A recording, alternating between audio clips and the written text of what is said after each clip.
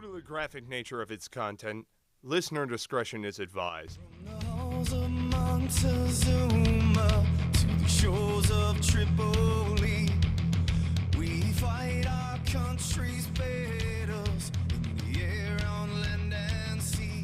First to On this episode of Cigars and Sea Stories, Mike sits down with CEO and author, Mr. Sean Jensen. He is the founder of, is this Polu Kai? Is that how you pronounce it? Polu Kai Services?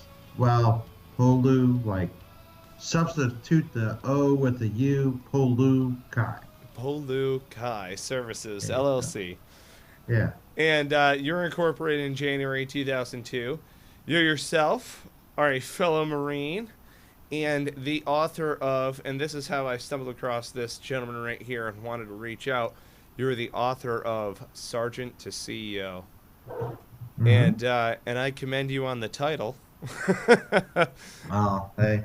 And I welcome you to Cigars and Sea Stories. The other guys are going to bump in here in a little bit, but Sergeant to CEO, welcome to Cigars and Sea Stories. Well, thank you so much, Mike. I appreciate it. Yes, sir, absolutely. So I got to ask, just right off the bat, you're a Marine, you do Sergeant to CEO. Why? What's the reason? Well, I mean, to be honest with you, it could have been foster kid to CEO or, high school to CEO. It could have been anything to CEO, but sergeant was probably the most important position I think I ever held, in my previous life, and it meant the most to me. So, when I put the book together, and that's a whole nother story in itself, but, I know people don't listen to CEOs, but I know they listen to sergeants. So, it was kind of like, if I say CEO, everybody hates those guys.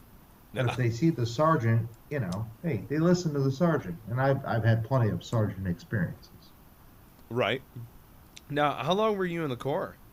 I actually was in 6 years active and 2 years in the reserve. Now, and where were you out of again in the Marines? Well, I came into the Marine Corps as an 0311, and at SOI, I broke my foot. Oh, God. Yeah. Oh, So that sucks. I had my career planner. He came up to me and he said, listen, you're all broke and, we're going to kick you out of the Marine Corps. And I said, no, I didn't do all this for my health. I said, what do I got to stay in? He says, well, you got to run a second class PFT, and then you can go to supply, cook, or motor T. And I was like, oh, crap, this sucks. So, I ran my PFT on a broken foot to stay in the Marine Corps.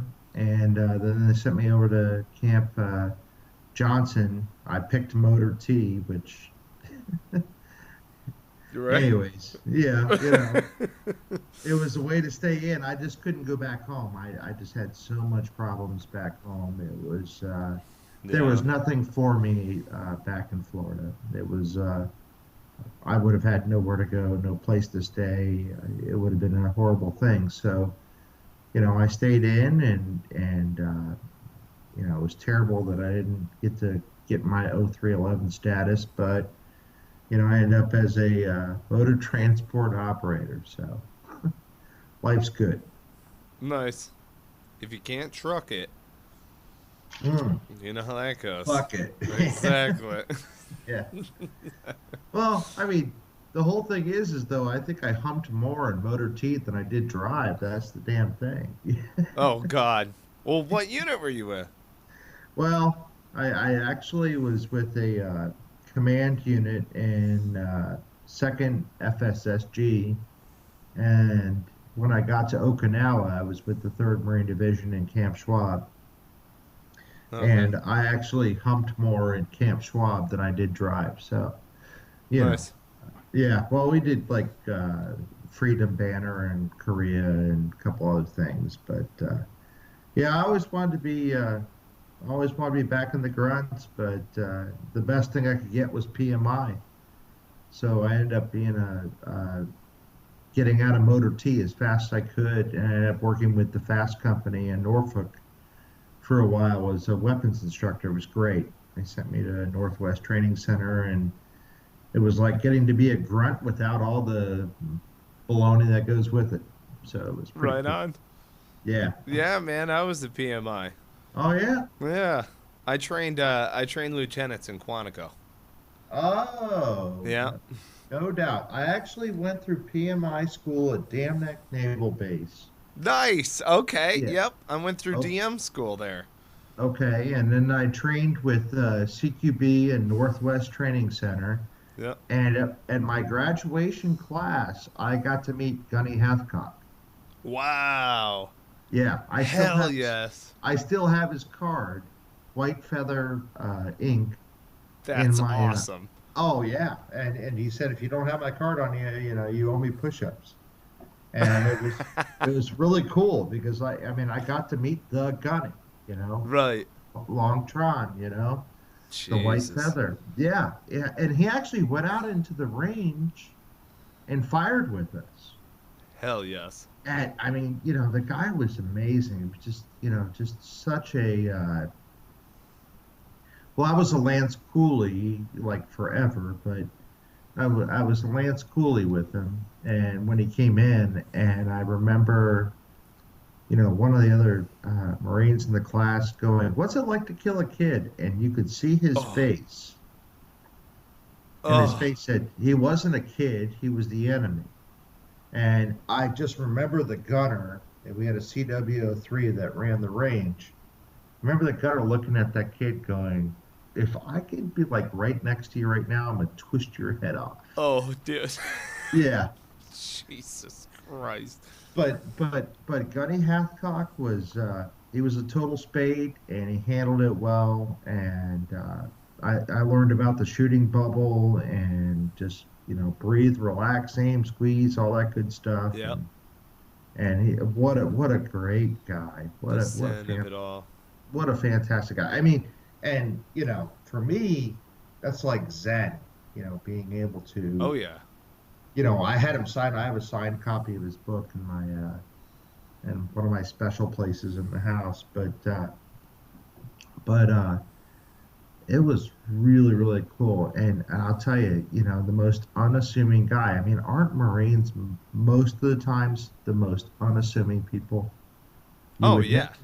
That yes. You would never, absolutely. You would never know that there's a whole lot of ass whooping in a person. Right. When right. Right. Oh Yeah. God, yes.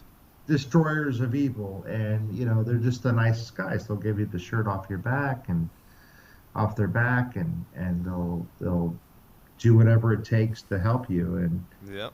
I feel like that's what we have to do as people in general, but as Marines, I think we have a greater responsibility. We have to live up to. So. Yeah. I think that it's one of those things where the obligation is higher because the standard of what we live up to as a breed is just different. Well, you're right. I mean, being the CEO of a veteran-owned business, like myself, I feel like that, every eye is watching us, and, you see all the veteran stuff in the news, Mm-hmm. and, they're waiting for us to screw up. Yeah. They're totally waiting for us to screw up because there's going to be somebody on the news going, "Hey, look at so and so. He's a fake, or he's a fraud, or she's Right. this, or she." It's. But I think that it's important also for guys, because that's one of the things that I worry about. You know what I mean? In deep, dark corners, of the soul and places that you don't talk about at parties, as Nicholson said. It's like, it's like, oh man, are you an imposter? Is this just kind of a facade or something like that? The loudest can rattle, or the emptiest can rattles the most, right? Oh, Isn't that the totally. age-old saying? So Totally.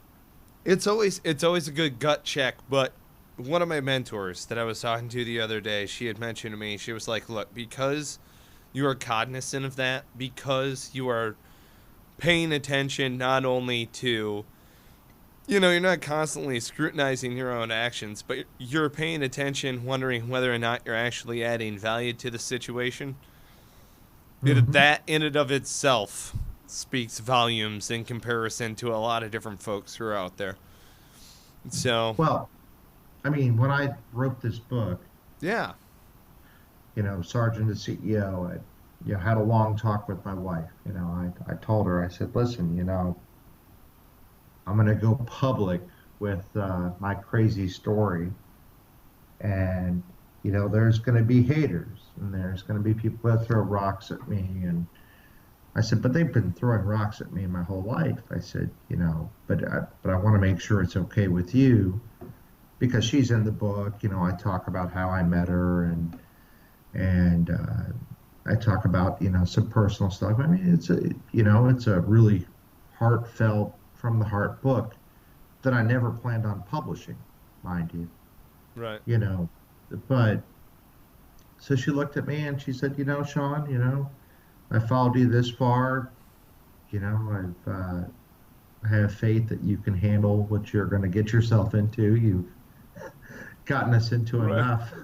enough, So, That'll be fine. yeah, but I mean, it just goes back to the story that, you don't,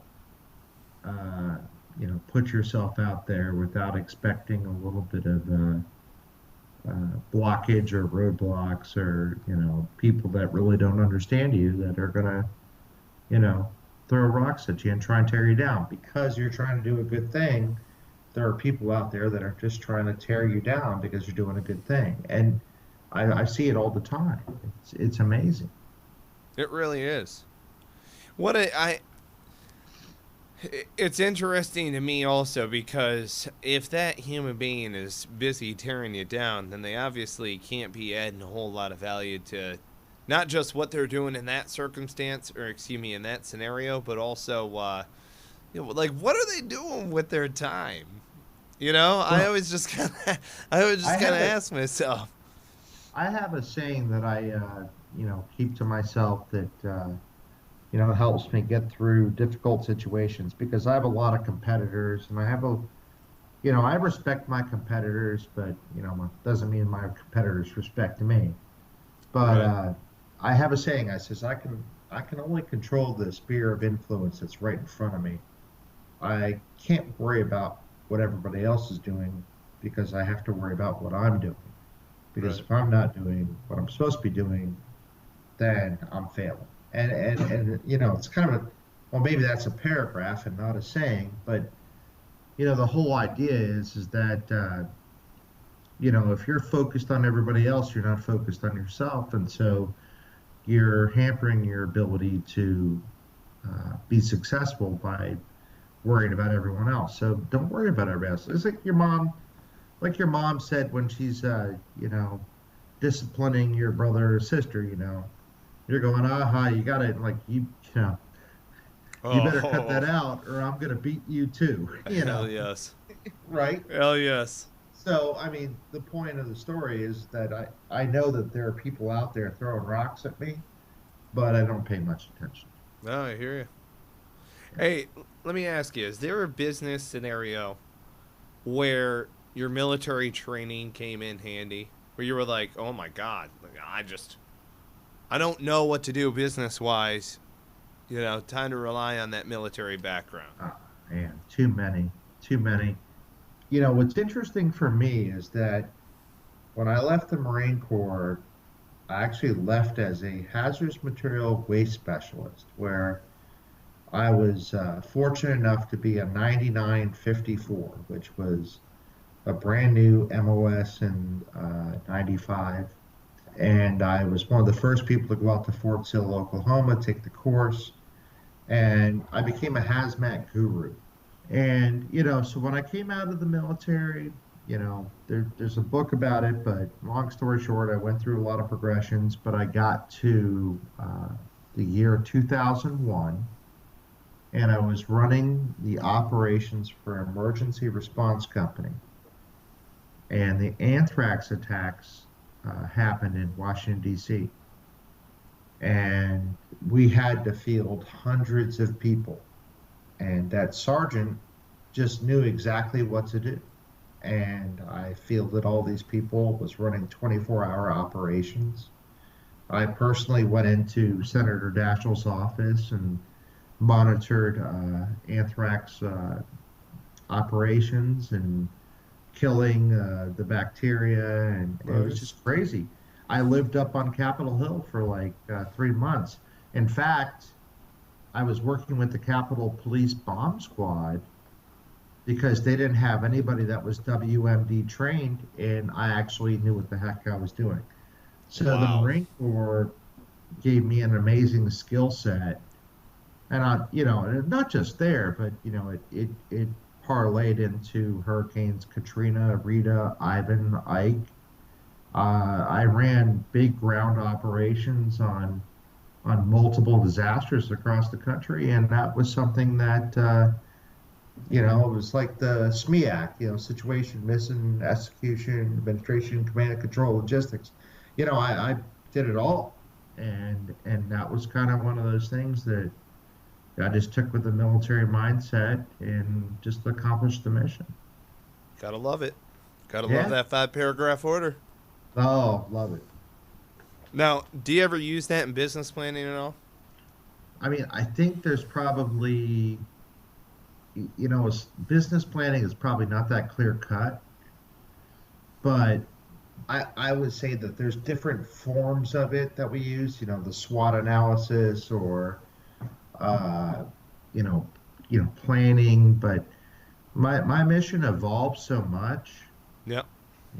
I could probably write, 1,000, guidance documents. So, what I really look at is the 5 paragraph order, really as a sort of a mission statement, a guide, So when I write a business plan, for my company, like I'm writing a business plan for 2016, and I'm saying, this is what our goals are, this is what we want to accomplish, this is how we're going to do it. Mm-hmm. It's really a guide. You have to, you want to follow the guide, but you have to be prepared to veer off the course. So, you know, um, yeah, I mean, there's a lot of technical terms for, what you're talking about, but it's more of a guide, because in the Marine Corps or even in the military, whatever, we're going to assault that objective. Well, the objective can actually change, multiple times in 90 days. Yep. And, and when I think of the 5 paragraph order, I think of like, this is the immediate objective, because that's the mission, right? You're going to go out there and accomplish that. So I think Right. I think you have to have the ability to put that together. I think that's very helpful in your business. But then you rely heavily on the adapt and overcome, which is the Marine Corps way of doing business. Right. No, I feel. Well, here's why I ask. All right, shameless plug. I'm gonna send it to you right now, because our listeners are right now. I've created a thing called the 5 paragraph business plan, Oh yeah, I see it. and yeah, did you see me here? Did you see Yeah, it yeah, pop up? yeah. Yeah, all that I did basically was sandwich just two well-known templates: a 5 paragraph order and then a business planning template that was taught to me through Entrepreneurship Bootcamp for veterans. And you Hmm. can go on SBA or on Score, and you can get those templates right now as far as basic business planning templates. But the reason why I did this, and one of the reasons why I asked a loaded question, is because a lot of folks along the path, a lot of mentors, and a lot of other veterans that are just out there have said, "Hey, bro, why don't you just simplify things and write a 5 paragraph order instead of trying to learn business planning?" Oh, Uh, I totally agree with that. I mean, I totally agree with that because, I mean, that goes back to the right. There you go. the KISS method, right? Keep it simple, stupid. Then that's one of the great things about the 5 paragraph business plan. If you have, in my case, I never went through any kind of formal MBA program or anything like that. But I think in some ways I was writing to that extent, where I was going. I actually gave a senior executive course 3 years ago in my senior management meeting on SMEAC. And when I said SMEAC, everyone just went, what the heck is that? Right.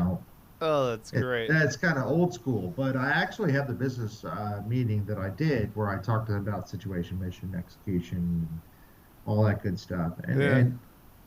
One of the things I did 2 years ago was I took all of my executives to the Marine Corps Museum. I don't Oh, have any Marines in my company, believe it or not. I have Army, I have Air Force, I have Coast Guard, I have Navy. I have wow. no Marine. I'm the only jarhead in my company. Yeah. And Oh, that's so great. I took them down to Quantico, and we went to the movie theater. And Right. in the book, I call my friend in Miami my Cuban ambassador, Randy Sosa. Fantastic guy, just a bear, just love him. Yeah. And, and we sit there through the movie, and at the end of the movie, he gets up and he says, without a breath, he goes, "That explains everything." As if like he finally figured me out after 7 years. He Nice. goes, and I looked at him, I said, "Randy," he's like, "Oye, mira, now I understand, my brother. You do care about us." And I said, "Of course I do." You Right. know, and yeah, I said, "You're my family, I mean, that's just the way I was, and Randy, God bless him, best guy in the world, great family. But if you're reading Sergeant to CEO, I talk about all the great people that I have working with me. It's a total melting pot. My executive vice president is a super smart female who knows how to kick butt and take names, but mostly mine. Right. There you go. So uh, we yeah, need so that. yeah, no, totally. I mean, totally. There's got to be an ego deflation every once in a while, where it's just I mention every once in a while the wife. It's like, oh yeah, you think you're cool, huh? And then bam, she just kind of like cheap shots me. She knows exactly where to poke. Like Oh, Lake's head's not gonna I'm fit through going there. on 20 years this May. In fact, Nice. I married my wife when I was 23 and a corporal. Oh And God. Nice. and here's the deal. I was so broke, I couldn't afford the ring. And I had a friend who was a sergeant in the Air Force, or a senior master sergeant in the Air Force. Yeah. Came out with me, helped me get the ring and all the stuff I talk about in the book. And I proposed to her in a country bar, and I can't two-step my way out of a wet paper bag. Okay, so, and I told her at the time I proposed to her, I said, "Don't worry, honey, I'm going to be a millionaire by the time I'm 30." And, she Right. said, "Oh, you're so sweet."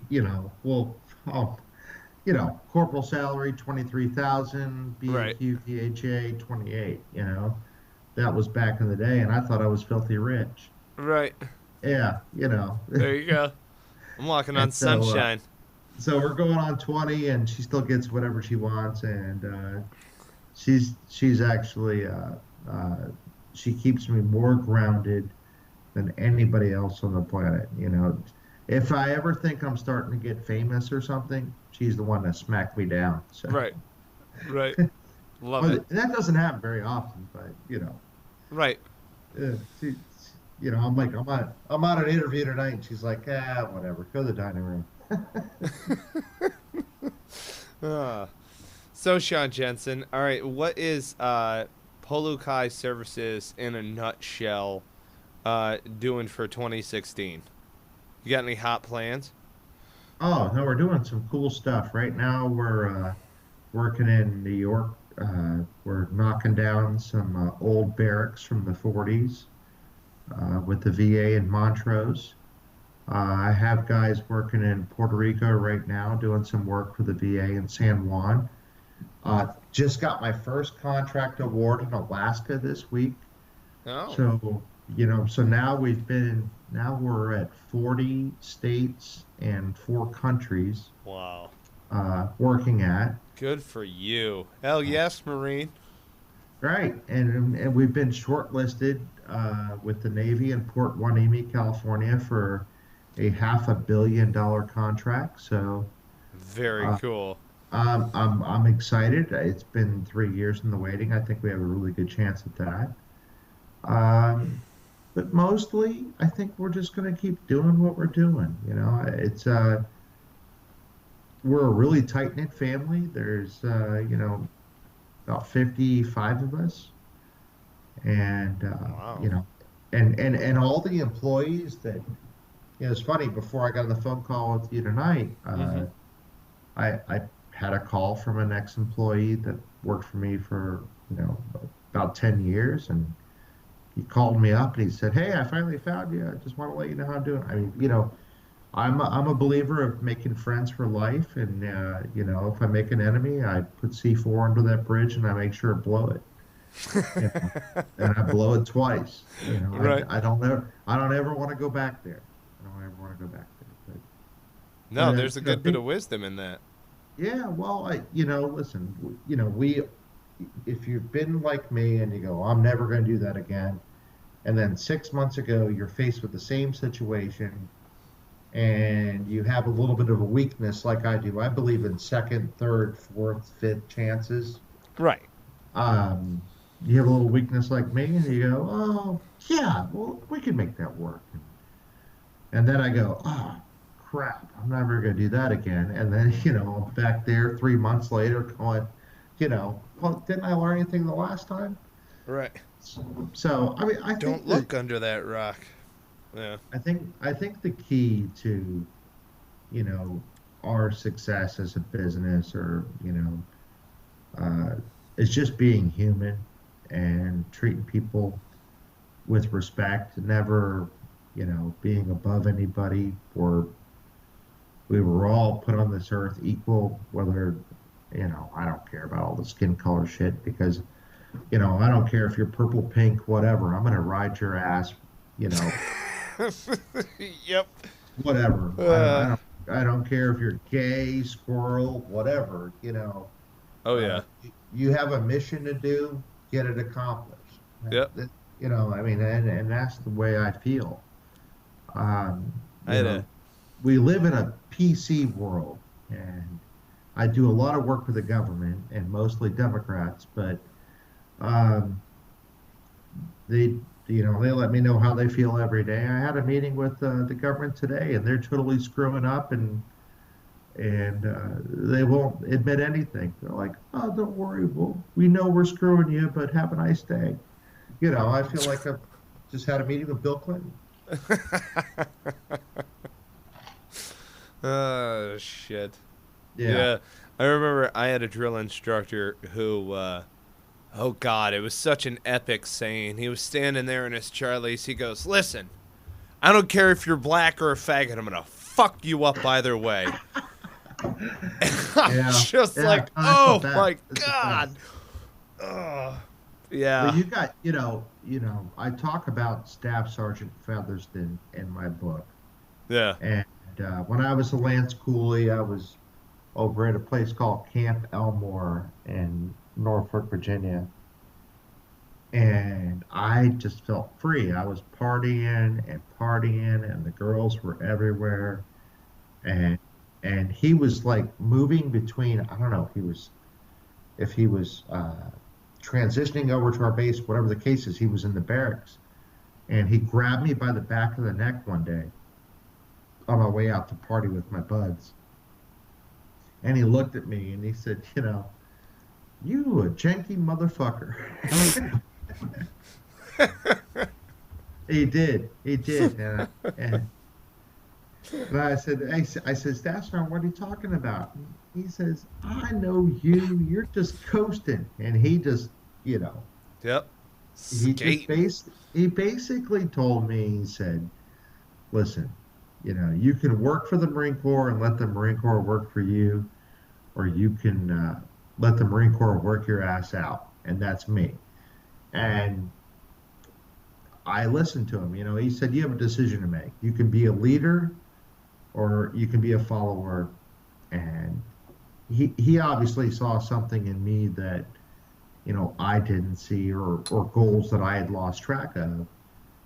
And listen, when you have girls and beach and a good time and everything else, and you have a roof over your head, life's good. Hell But yeah. it was the first real moment in my life where I'd been awakened. I mean, I was abandoned into foster care at 6 years old. Ugh. I spent 2 years in what I would consider purgatory. I left home at 15 and finished high school on my own. And I joined the Marine Corps at 17. And all of a sudden, I met a father. Right. Not to say that my adopted father wasn't my father, but this was a father that I think I was willing to listen to Yeah. at the time, right? Yeah. Like, And yeah. yeah, Well, it's funny because my dad and I had a talk later on after I had transitioned into fatherhood. He asked me, he said, hey, be honest. What could you have done, or excuse me, what could I have done differently in raising you? And I leaned over to him and said, you should have beat the shit out of me. yeah, Because, and now here's why I say that, though. It's not the belt or the knuckles or anything like that. I got away with way too much. You're either going to slam the book down on me or the law is going to slam the book down on me at some point in time. You know what I'm saying? It's that. And one of the things that I got out of the Marine Corps, maybe this is similar, is I got mentorship. And that's not to say that my father couldn't teach me anything. It's just now through mentorship, I understood, like, okay, this is somebody outside of dad or family or what raised me or teachers or principals. These are people that I want to emulate. I didn't want to emulate anybody in my immediate life. Aunts, aunts, uncles, all of that aside, family and stuff like that. It's just I saw these guys. I was the kid who watched commercials and was just hooked. I was like, hell yes, I'm doing that shit. And then 9/11 happened, and I'm like, oh damn, this is real. Yeah, let's do this. When did you join? I joined the Marine Corps in 2004. Oh, yeah. So, I mean, I was in third period math class, Mr. Krause's class, when they rolled in the AV cart and 9/11 happened. Yeah. Oh, I mean, there's no doubt. I remember It's driving weird. past. I remember driving past the Pentagon with it being on fire, Jesus. and part of me wanted to go back and join the Marine Corps. I'd only been out 3 years. I wanted to jump back in right away, and my, of course, my wife would have probably divorced me if I did that. Right? But then again, I didn't know that I had another mission, Yeah. which was this anthrax attacks, and I was really such a I wasn't like the up front and center guy, and I've never been a really front and center guy. In fact, I'm probably the worst cadence caller on the planet.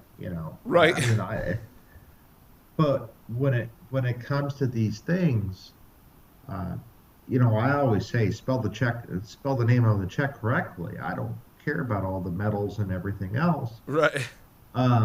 Just it's Polu Kai. Don't worry about it. And I've always been a lead from the front guy. I mean, whether it was Hurricane Katrina, I was in New Orleans right after it hit, or in Hurricane Ivan, I was in Pensacola, 4 days later. Hurricane Rita, I was on the Baltimore train derailment. All these skills that I learned in the Marine Corps, I actually, took and made amazing things happen out of them. Yeah. And I also, learned not to fear. In the Marine Corps, everybody says, well, fear is good and all that, but to me, not doing something, I fear more for not trying to do something than not doing it. You know what I Yes. mean? to me, it's like, all right, I got to try that. I got to go out Absolutely. there and I got to go out there and do that because nobody else has done it. Now, as I've gotten older, I've become a little less riskier, Yeah. you know, but I mean, I drove down to Hurricane Katrina borrowing $30,000 in the house with a brand new truck I couldn't afford. And, you know, my wife was an employee and her sister-in-law. Nice. and, I, and I ended up making $2 million in 4 days, Wow. which is another whole story into itself. My Because God. really, life is about relationships at the end of the day. You make friends, you make relationships, and you treat people right, and you'll be surprised. You know, Yeah. I have friends that I haven't talked to in 8 years, but I guarantee you, if I pick up that phone and I call them, it'd be like talking to them like it was yesterday. You just Isn't that the best? Yeah, well, I mean, at the end of the day, I tell people all the time, a business is a business, but if they can't buy into you, they can't buy into your business. Yeah. You know, you got to be on the level, you got to be straight, you got to treat people with respect, and the greatest compliment you can give somebody you don't understand is a question. I Wow. mean, that's what I tell people all the time. Like, you know what? If there was a Black Lives Matter person in front of me and I couldn't understand where he's coming from, I'd be like, where are you from, man? Tell me There why you you're go. here, right? Because I don't understand. I mean, do Hawaiian lives matter? Do Marine lives matter? Right. Do I mean whatever? I mean, we all matter. Yeah. But I guess my point to you is that I deal with all kinds of people every day. Black, white, green, purple, you know, Yeah. pink polka dots, Afghanistan, Sikh, whatever. I mean, in my company, I have 5 to 6 different religions, and, does that mean I have to change? No. Mm. I just think that you have to treat people with respect. And if you don't understand, ask. And I Yeah. will tell you, Yes, absolutely. Well, and another thing, going back to what you were saying before, it's funny because, relationships, of course, but the other thing as well, going back to the Pentagon and driving by and everything, it's like you're out of the Marine Corps now. You're doing something else now. And you're in this other situation. But yes, you're a Marine. Yes, you're a person who wants to add value through service. It's like a lot of people who are out now, and I'm just used to talking to transitioning veterans who are going through that isolation phase. Notice how I put who are going through it because we sure, all do. right. Oh, And no, I mean, you're totally, you're totally just, yeah. well, and you go through it, and then you pop out the other side, and you're kind of like, okay, wait a minute. So I understand now. I'm out. There's no safety blanket. I'm not going back on base. Blah blah blah. But what do I do now? And it's like just add value. Do the same thing that you did in the Corps. Add value through your training. Add value through what you've already learned. Build off of your experiences. That's one of the other things that I hear what you're saying. Also, is in your story, there's a lot of awesome nuggets of wisdom. I'm looking forward to just diving into the book. I feel terrible that I haven't gotten to it prior to our recording here. That's all right. Um, Grace. Honestly, I mean, your story is unique, and at the same time, you can find commonalities across it. And for those of you who are zoning out because you're washing dishes, we're talking with Sean Jensen here. He's the author of Sergeant to CEO, but he's also the CEO of Polu Kai Services, and it's so amazing to me how I don't want to say propensity for risk, but lack of giving into fear. So right. It's like courage. It's like bravery. You're scared, but you're gonna do it anyway. Oh, absolutely. I mean, you know, the hardest thing when I came out of the Marine Corps, I mean, if they would have told me to jump off a bridge, I would have jumped off the bridge. I mean, when I was transitioning and putting my resume together, and I was terrified. In fact, the first job that I was hired at, I hated. I hated it, and I'd been putting resumes out 6 months prior to leaving the Marine Corps, and I remember driving home and getting back to the apartment, and almost in tears. I mean, yeah, we never cry and all that stuff, but of course we're men. We admit we cry every now and then. And I hated this. I was driving from Falls Church, Virginia to Baltimore, Maryland every day. I was totally out of my element. It was my first job out of the Marine Corps, and I looked at my wife and I said, my heart is not into it. And then she looked at me and she said, well, just quit. And I was like, is it really that easy on the outside?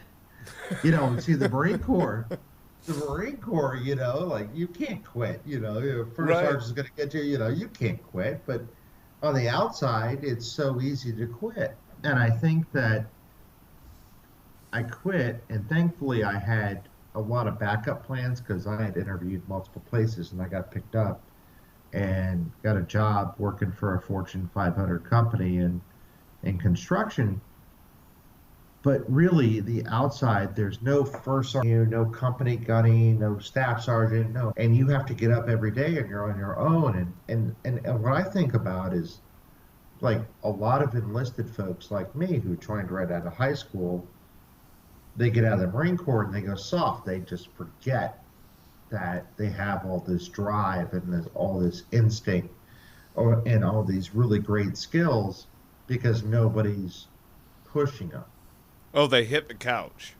Well, I asked somebody one time, and I remember when I was young Lance Corporal, when I was going through PMI school, and I said, well, everybody knows the M16. Why do we have to do this?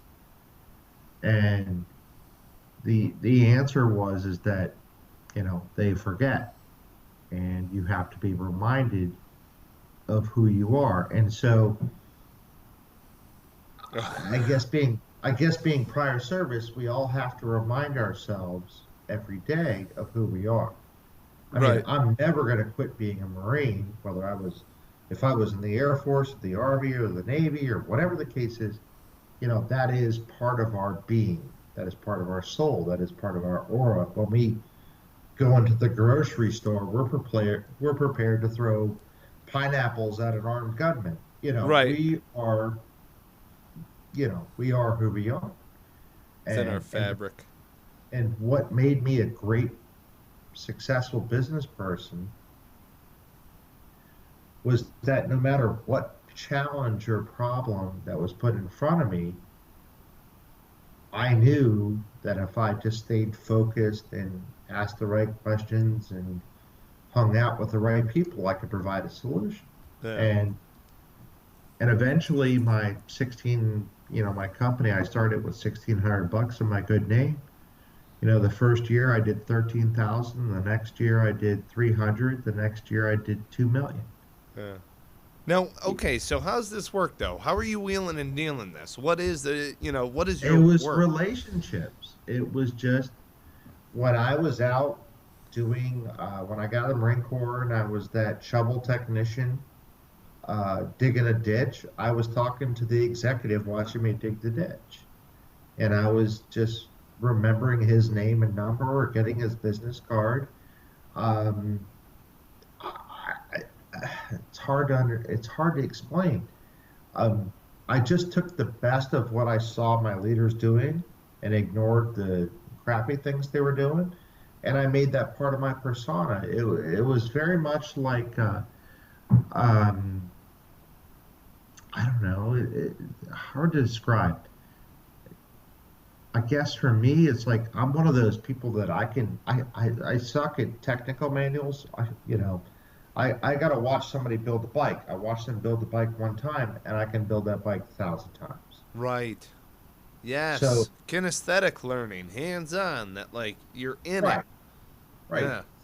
So I that's my skill set. I mean, I have to, if I see it, and I have like I guess in some ways I have probably like a subconscious learning method where, if I can hear or listen or see, I'm not one of those guys that reads a manual and figures it out. And that's what made me great for emergency response, because no manual was needed. The truck was flipped over.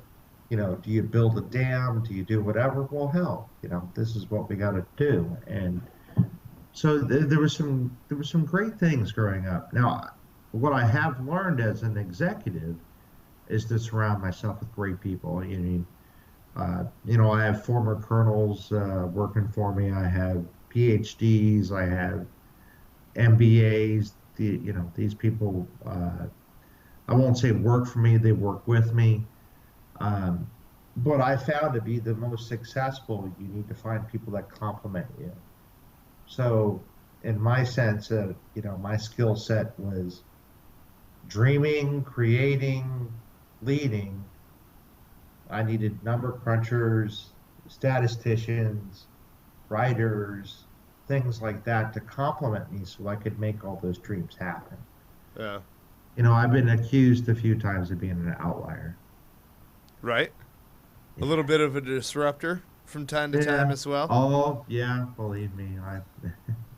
So, all right. So I gotta ask. Here's the thing. It's all about relationships. How do you collect the money? How do you ask somebody? How do you say, "Yeah, I'm gonna pick up this disaster, but it's gonna cost you"?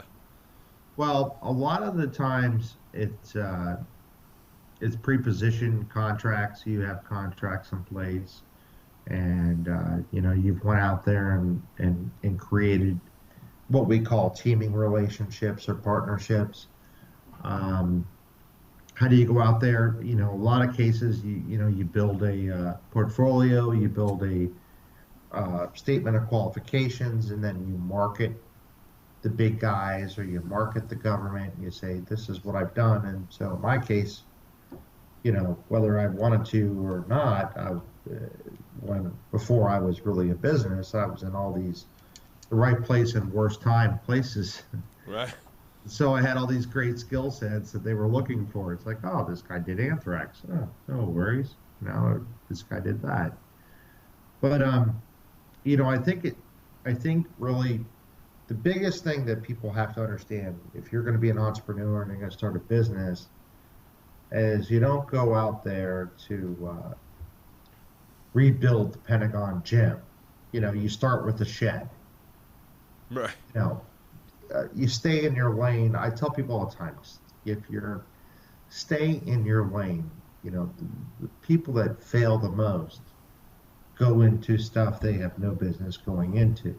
And I also say to folks that go out there, just set achievable goals. In my case, I never thought that I was going to, well, how do I best describe this?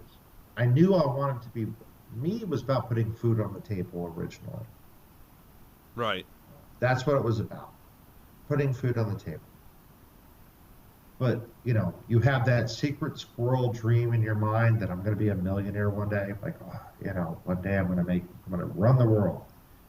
But you don't let that get in the way of putting food on the table. Right. Right? So you have to start out with just achievable goals, set achievable goals. The best story that I can tell you is the guy I can remember from when I was 10 years old. His name was Harold Valentine, and he had a patch of grass in Palm Harbor, Florida, and he had like 7 kids, and he lived in a shack. I'm not kidding. I'm not kidding. Not kidding. And everybody gave this guy a hard time. Right. Okay, he did, but he was in our church, and old Harold, he was a hard-working dude, and you'd see him out there mowing yards, and everybody felt, I don't know if they felt sorry for him or whatever, they gave him a hand up, but pretty soon Harold, was mowing, 10, 20 yards. This was the 80s, Right. and all of a sudden Harold had helpers one day. Next thing you know, there's 3 or 4 boys mowing lawns. Next thing you know, Harold's mowing half the county. And that Jesus. shack gets bulldozed, and there's a castle built there. Right, a McMansion. Right. And the whole thing is that Harold didn't do anything complicated.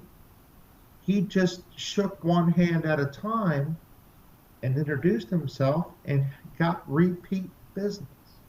And in the Yeah. 80s, he was making millions of dollars. And I will tell you, you know, I got laid off, at one point in my career. And if Uber was around, oh, I'd be an Uber giant. I mean, I would drive people around all day until I'm blue in the face. Right? You Yeah. know, I mean, they'd have to kill me. The whole thing is that you can't say there's no work for you. You can't. You can't. There's just too many opportunities on this planet. And one of the reasons why I've shared this Sergeant and CEO story is to try and motivate other veterans to reach out there and go, if that son of a gun Sean can do it, I can do it. And I understand we're all different people and it's never going to be the same. But if I can inspire one person from not being one of the 22 that are, every Right. day, Right. I mean, just I'm not done yet. I'm going to kick some butt down the road. I'm going to get me some. I'm tired of the crappy TAPS classes. I'm tired of the freaking, veterans being statistics. Yeah. And I'm in a position in my life now that I'm going to go out there and I know how to make some change happen. I'm sort Right. of a little bit of a mover and shaker in my own right. There you go. You might not see the left hook coming, but I'm going to get a couple of them. I love it. Yeah. Hell yes, absolutely. Well, and it's great too because now is the perfect, absolute, opportune time. And you just got done mentioning with old Harold. I mean, it's all about word of mouth. There are a lot of guys who are out there who understand, and I understood before I went through Steps and Taps. I was like, I had a preconceived notion of what that program is going to be like. I think I was lucky in some ways and unlucky in others, but that happens to anybody who goes through the transition. But it's funny as we're coming out, we haven't necessarily consolidated, the pipeline yet to where it's like, okay, you've transitioned out of service. Hey, that's great. I know that you want to spill out the back gate right now, but and just hightail it. Like when I got my DD-214, I was out of there. I mean, I was Oh gone. yeah. Well, you're probably like me, one of the first term guys that said, "All right, I had enough." Well, and yeah, like I served just a little shy of 8 years, Yeah. and when I was done, and I was ready to pursue the next thing. It's not an egotistical thing. It's just I felt like I outgrew the challenge at that point. Not the Marine Corps, not the Brotherhood. I miss it every day. Honestly, at that moment, I wish that I could have stayed in to whatever extent. But it's one of those things, man. It's like you've got that situation sitting in front of you, and all you can do is just add value to it. You're in this scenario. Well, I think for me, I kind of hit this. I hit this NCO block where I don't know. I don't want to say I knew more than everybody else that was around me, Mm-mm. Hmm. but I felt like I was smarter than the officers that were leading me. Right. You know, Right. Well, and and you're the same age as some of those officers you're also. right, You're right, their peers. On a and jury, you would be their peers. yeah, and I guess I didn't really like if they had an oak leaf on the collar, I had them. I respected them. Yeah. But but the captains and below, you had to be a pretty special captain for me to like give you a parlay. I mean, I did all the military respect stuff and all that good stuff. Don't get me wrong, but I felt like well, of course, I wasn't in the wartime corps. I was in the, the sort of the peacetime corps. Yeah, but Yeah. wait, I'm sorry, I don't mean to cut you off. Did this happen when you became a PMI? Well, no, no, it actually happened when I was at Quantico, where I was just surrounded by brass Oh, everywhere. You that's know, shit. That's when it happened to me. yeah, and Damn I it. remember I was doing an inspection one day on a facility, and this, first lieutenant comes out there and starts dressing me down, and I said, you can't dump antifreeze into the creek. He's like, I said, listen, you need to stop, sir. I mean, that you'll stand at attention. I said, no, I won't. You just stop being an asshole. And I remember my major getting a phone call, from his whatever company commander. Right. And my major's like, you know, Sergeant Jensen was right to tell your guy not to dump any antifreeze into the creek. And, why don't you send First Lieutenant fucks it up, over to me? Right. And that happened, and I got an apology. But, I mean, I had master guns dressing me down too. I mean, it was just, we're trying to like, we were getting fined hundreds of thousands of dollars, even millions of dollars a year. And everybody gave me a hard time for being the Greenpeace Marine. But at the end of the day, I mean, we were, polluting the environment, and we're not being good stewards of what we're doing. I mean, Marines are protectors, and that means we're not just protectors of people, we're protectors of society, we're protectors of environments, we're protectors of of everything. And so, I felt like sort of a responsibility, and and to give you, the old saying, walk your post from flank to flank, don't take any shit from rank to rank, Right. you know, and that's how I felt. I It's your was 13th empowered. general order. Right. I was empowered, and you want to get in my face, and I'm like, yeah, listen, dude, you're not going to win this battle. Right. And that was kind of like, for me, it was like, all right, I need to find a career where I can stretch the wings. And don't get me wrong, I bleed scarlet gold. You know what I'm saying? I'm totally Marine, but there was just times in my career where I felt a little lost. Oh, yeah.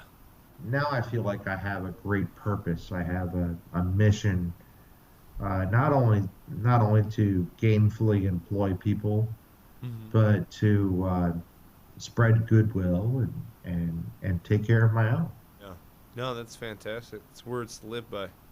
It's so funny that they called you, because you're a hazardous waste specialist, and they're Right. calling you, what are you, some kind of fucking crunchy or some shit, Yeah. and all of this other stuff. It's so funny because it's like Seaburst right down the road, Indian Head. You're sitting there going like, "Pff, these dudes, I don't want that job. I don't, Yeah. I Well, don't I want mean, that job. I was never deterred. Never deterred. Yeah. And well, I've never been deterred. Period. I guess. I mean, there's been days where I've been down and out, and where I've wanted to call up in the fetal position in the corner and cry, but never did it. But Right. I mean, there's days that you just, life totally sucks and it's not going to go your way, and you still got to get up and drag your butt to work and do it, knowing that you're going to get your butt kicked. But I think the Marine Corps, somewhat prepared me for that. With just the idea that they expect anything, and it can happen. Anything can happen any given day. So Yeah. No, no, no. That leads to an excellent sea story actually, because I had asked you prior to this for something that would prepare you later on in life, right? A military experience that would prepare you later on in life. What is with being left in Korea by the Air Force while you sat on a napalm? What is this? While you sat on napalm and bunkers during a typhoon. Did that Oh, prepare you for anything in the civilian world? oh, geez. Well, I mean, my fair. Well, actually, we had beer, so life was good. Um, but I got a yeah, I sixer and mean, I'm gonna roll this out. We're gonna be fine. Shit's gonna be all right. Do you have any women on yeah. that Well, one? I mean, No. it was the worst thing you could do is abandon the combat assault battalion in Pohang, Korea. We were supposed to fly out, and the typhoon got in, and the Air Force abandoned us. And so they stuck us in bunkers because it was like a big typhoon. It was like 180-mile-an-hour winds. It was all this crazy stuff going on. And yeah, so we found, probably like, I don't know, 20 cases of OB at the local market, and we drank them all. So, Oriental Brewing Company, right? Good stuff. And a few of us soju, and a few of us tried to parasail with our poncho liners, and it was a mess. Hell yes. But it I was a did that in mess. Afghanistan. Yeah, well, I mean, the thing is that you probably can't leave Marines alone for much unattended. You No. know? Yeah, and lots of us, like a couple of us, is probably okay, but you Occasionally. That leave depends a on whether or not we have something to guard. right, to leave 1,000 of us alone without any responsibility, it's a hot mess. It's So terrible. yeah, I mean, we were out there swimming in, oh, forget it, the Seabees pools, and it was crazy. Hell yes. They probably had to redo all the water treatment system on the base, but it was a hot mess. So, yeah, the good old days, But just like tonight, we got a blizzard coming tomorrow. Wife's been on me all day. Get this done, get this done. Now I told her, I said we got a backup generator, whole house generator. We got Yeah. a fridge full of food. We have beer and wine and Xbox. I said we're fine. We're Yeah. fine. You're going to be Fine set. about it. So. Oh, yeah. No, the missus and I are both from up north. She's from Massachusetts. I'm from Michigan. Oh, okay. Whereabouts in Michigan? I'm from Midland, Michigan. Oh, I know where that is. You do? Oh, dear God. Yes. The rumors are Yeah. true. Oh, no. I mean, I actually, well, in my adopted family, I actually would go up to Michigan all the time. I used to fish on Lake St. Clair. Oh, wow. Yeah, I know Wow, where very cool. Puce is, and I used to go up to Grayling and Sault Ste. Marie and all those, but yeah. Well, my parents have a house up in Traverse. Oh, yeah. And, yeah. My dad graduated from Wayne State. Oh, really? Yeah, he was a Navy corpsman in Vietnam. He was attached to the 9th Marines. No shit. Yeah. 9th Marines, huh? Yeah, The yeah. Walking Dead. Yeah, it was about the only time he talked to me before I left the Marine Corps. The night before I went, he only talked about Vietnam that time.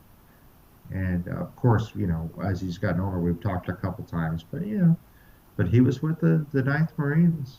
Wow. He'd actually been to Okinawa. He'd been to, was in Vietnam, and he was 6'5". Now this is my adopted dad. I'm not 6'5". I'm 6 foot. But yeah, he was. He dropped out of college to not be drafted and just went ahead and joined the Navy. And he was a Navy FMF corpsman. Went through all the training, and when I joined the Marines, he actually looked at me and he was like, "They're gonna fix you." Oh, God. Yeah. Like I think he knew it. He was like, I think it was probably the proudest moment in his whole life in my childhood when I joined the Marine Corps. It's like, wow, they're gonna fix you. There you go. They're going to do something. Can you hit the pause button for a second? Oh, sure, absolutely.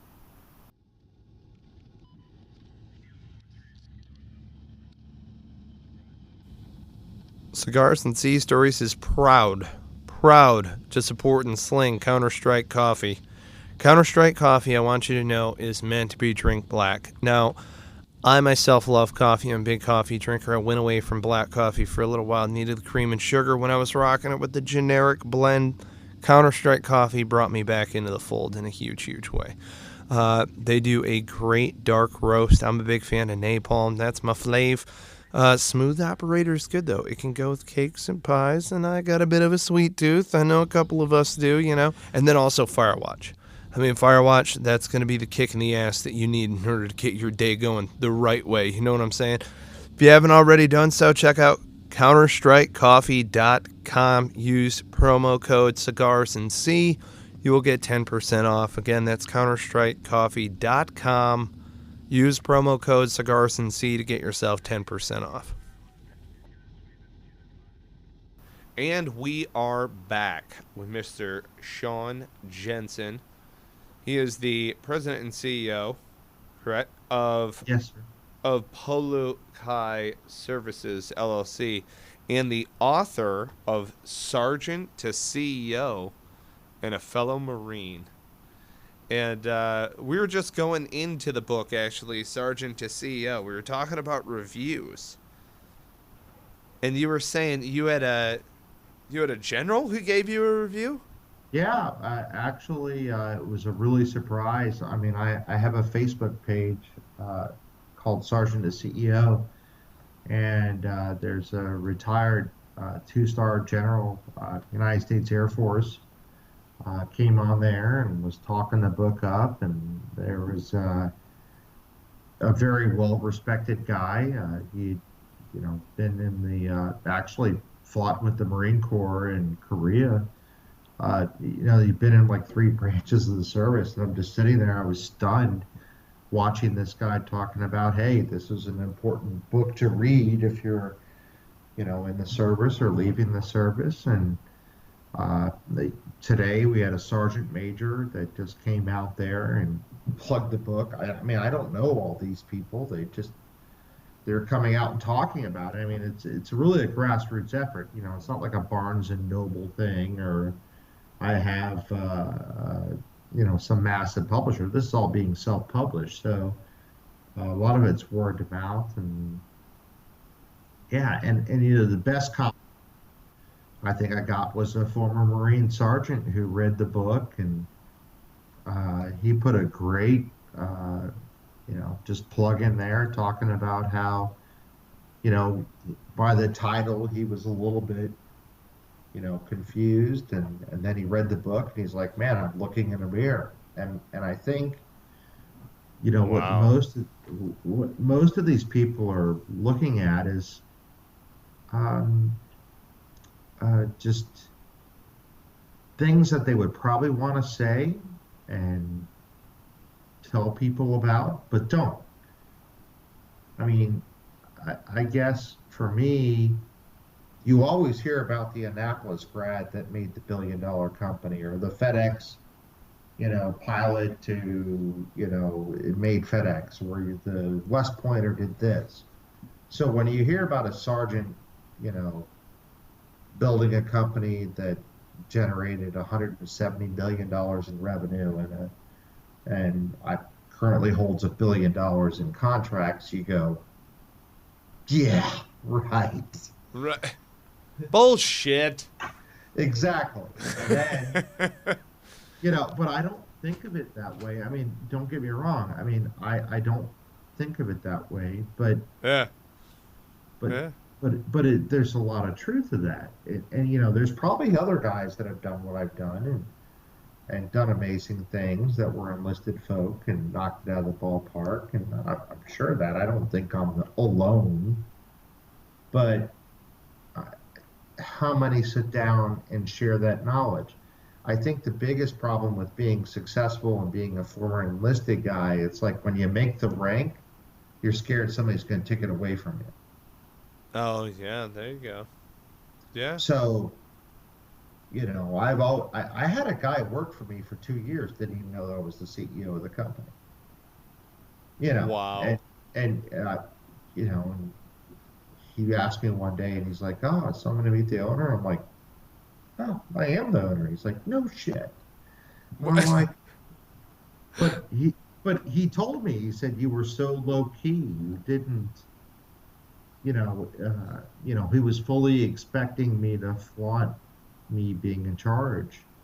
And I didn't. Right. And I think that you just, the most successful people out there, you will never know because they're right beside you. They're in the grocery line behind you. They're right there. They're right in front of you, and they're asking you silly questions. And you may, but they're real questions. But if you take the time to just listen and forget about yourself for a second, you'll find some very interesting people out there. Yeah.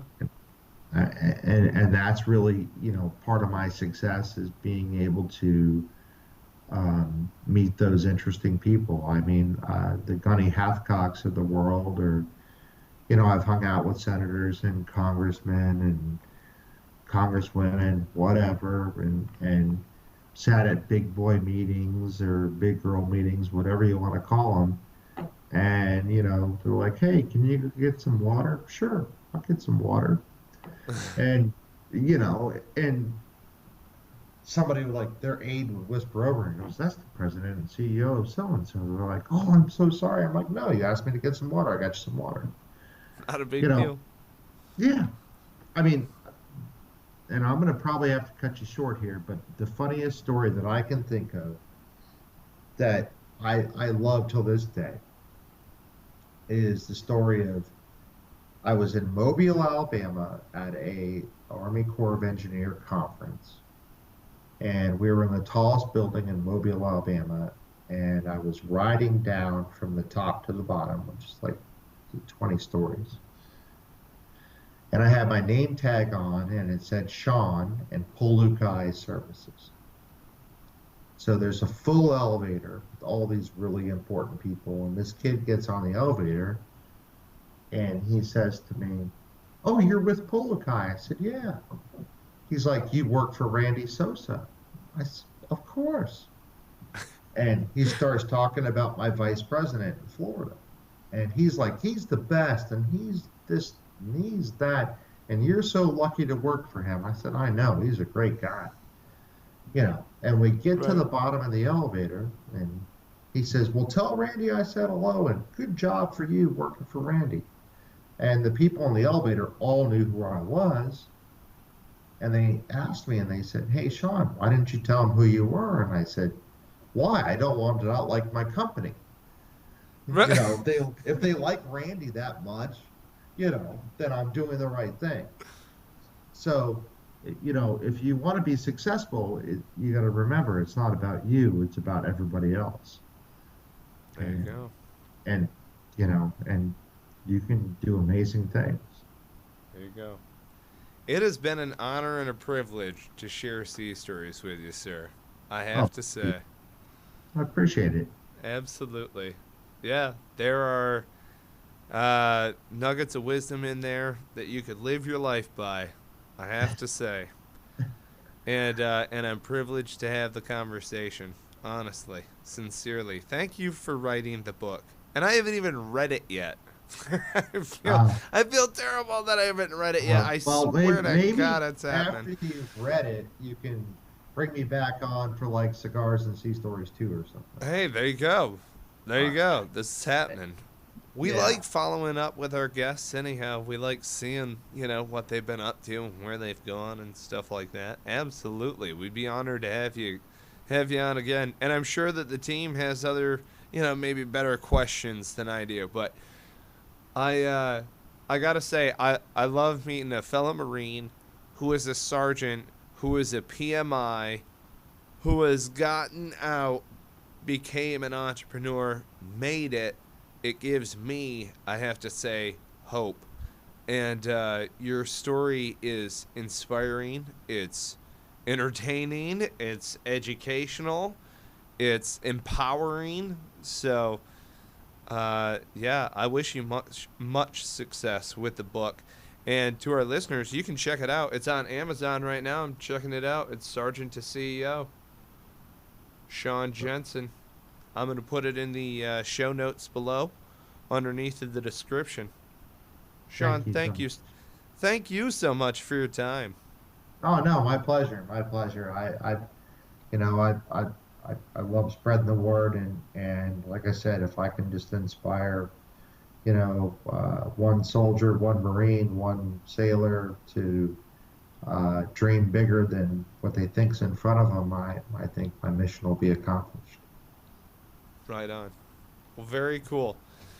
Well, folks, head on out there and get Sergeant to CEO. Pick it up. It's Sean Jensen. Again, you're going to see that down in the links section below. And you can buy it right now on Amazon.com. We invite you to subscribe, rate, and review the podcast. You can find us on iTunes, Stitcher, or Player FM. A new episode releases every Tuesday and Thursday morning at 01. Trust me, I'm the guy who schedules everything. Make sure that magic happens behind the scenes so that you folks get your taste of Cigars and Sea. A few folks have been saying, oh man, I got to get my fix. Every Tuesday they're hopping in traffic asking for more episodes. We ask for your comments. We ask for your reviews. Please rate us on iTunes. Bump us up on the new and noteworthy if at all possible. Your feedback is much appreciated. We want to have that conversation with you. As Mr. Sean Jensen here has said, it's all about the relationships, and we want to have you on the show. If you're a jarhead, FMF corpsman, anybody out of there and want to be a guest, get in touch with us at contact@cigarsandseastories.com. Again, that's contact@cigarsandseastories.com. We'd be honored to share Cigars and Sea Stories with you.